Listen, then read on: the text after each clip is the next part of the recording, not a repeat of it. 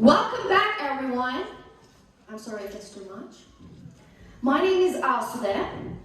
When we think of, I'm sorry, can I get the remote?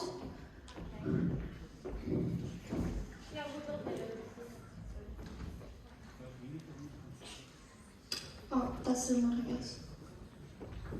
Okay, that's fine. Welcome back, everyone. My name is Asoude. When we think of Islamophobic acts and hate crimes, isn't the Western world the first thing comes to our mind? But they have such a high civilization, perfect morals, great attitude. You really think so? Let's take a look at these historical facts. Let's take a look. It doesn't work, I'm sorry. It was supposed to show a video of a noble French lady helping Vietnamese children, but actually she was kind of throwing feet to hands. Actually, she was acting like that. It was so disrespectful. I'm sorry that the video is not working right now.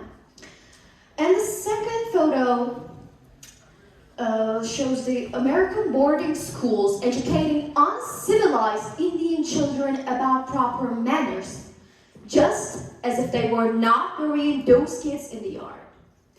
And the one that haunts me the most, a man praying Salah in front of a hanging tree in Civilingrad, Bulgaria, somewhere real close to my hometown. All these photos are showing how high moral values do Westerners have. But now it is 2023. We live in a completely peaceful, democratic world where everyone is equal. Except for Austria, except for France, except for Kosovo, except for India, except for Sweden, except. No place left. By the way, these are just the countries who ban the hijab, which is a religious garment worn by Muslim women in governmental places which are highly crucial, like hospitals, schools, universities, etc., all kinds of other things. And actually, hijab ban is the most tangible thing that they can eliminate in their places under the name of secularism. Because there's the whole freedom of religion anyway. They cannot simply ban the whole religion just by that they're doing that. Governments, especially right-wing governments, imply double standards for their citizens in that case. It was around a few months ago, I guess, you must remember the incident. Rasmus Paludan, a Swedish politician, set our Holy Quran into flames in front of the Turkish embassy, and the police literally protected that man because he had the right to protest. But in fact, it was not a protest. It was a hate crime. A hate crime backed by the government. After this incident, a Muslim group wanted to protest as a response and asked the police for guardianship. As we're not surprised, the request has declined. What is this if not a double standard? And after all these, they claim to be the second most democratic country in the world. What democracy we're talking about here? Democracy is hypocrisy, as Malcolm X says. They make rules to obtain their so-called order, but at the end of the day, they bend those rules for their own interests. I want to give you a really good example about that.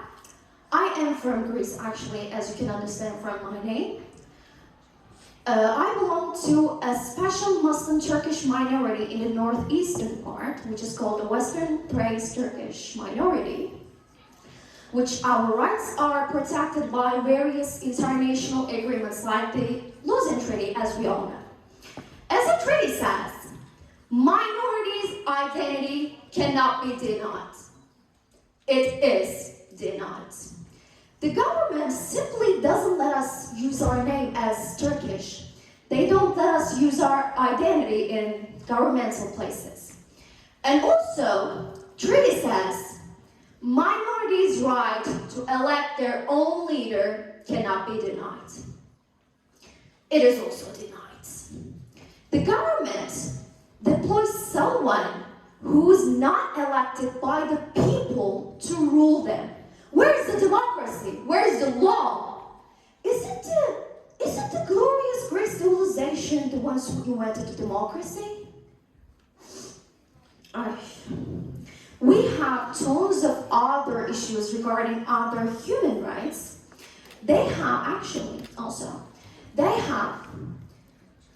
destroyed our many artifacts, our mosques, our foundations, our homes, as you can see, it's a mosque that is destroyed by the government and left to be a ruin.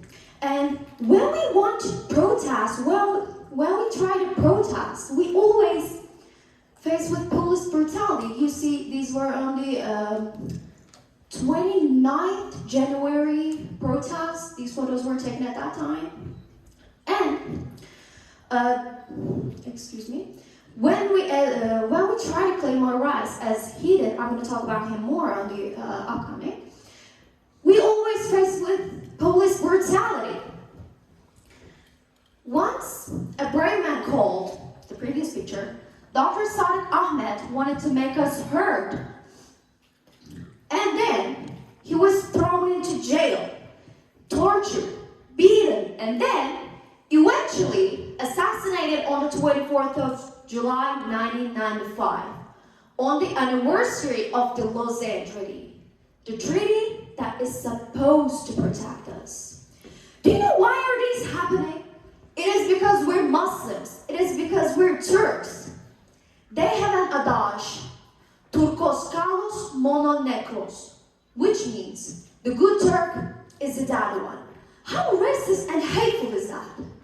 Not only being racist, but it is also Islamophobic. In the Balkans, the word Turk equates to being a Muslim due to Ottoman Empire's attack on the area.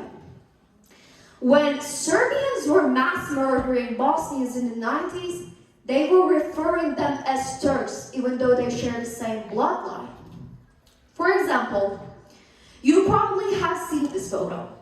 This is the rifle used in Christchurch attack in New Zealand. As you may see here, it says Turkophalos, which means Turk eater in Greek. At the back, at the part you cannot see right now, it says the name of Skuderberg, who was an Albanian commander that revolted against Ottoman Empire.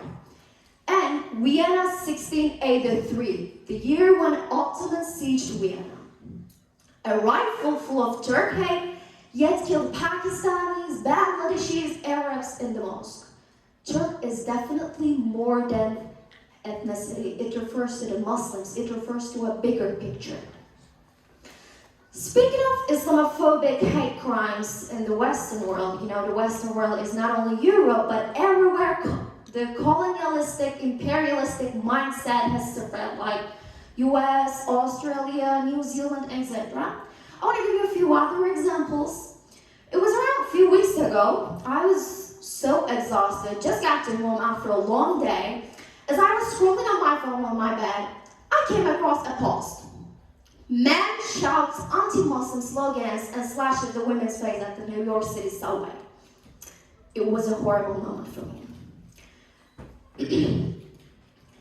I had read the details and then learned a young teacher stepped in to protect the women, and he ended up having deep slashes on his face and neck. I kind of felt connected with this incident since I use the subway almost every day. Even though I'm in Ankara, I really felt unsafe. Thankfully, that man was there to save the women, so they both survived. But actually, there are many hate crimes against Muslims that ended up with death. And the situation goes even worse when the attacker doesn't get what they have deserved. Does anyone know what happened in Iraq after US invasion? Does anyone know? It's the worst example of the violation of human rights. I cannot understand the fact that how a human can do these such things to another human being. It is horrible, truly demonic. My mind cannot even bear the fact, but there are people who live this truth. And yes, nobody, not a single soul, became responsible for the hundreds of thousands of dead people, fragmented bodies, shredded flesh, and torn families. As humans, our priority must be justice, no matter the religion, ethnicity, race, no matter. It says in Surah Al-Ma'idah at verse 7, O believers, stand firm for Allah and bear true testimony. Do not let the hatred of a people lead you to injustice. Be just. That is closer to righteousness. And be mindful of Allah. Surely Allah is all aware of what you do. We need to treat the people the way we want it to be treated. That's the only way we can eliminate the hate and discrimination. Our religion is so welcoming and has no place for discrimination. You know, Islam is the religion of peace. It commands to live in harmony. I want to end my words with reminding you a quote from a famous Muslim Turkish folk poet, Yunus Emre. As he says, Yaradanı sev, yaradandan ötürü, which means love the created on account of the creator. Thank you.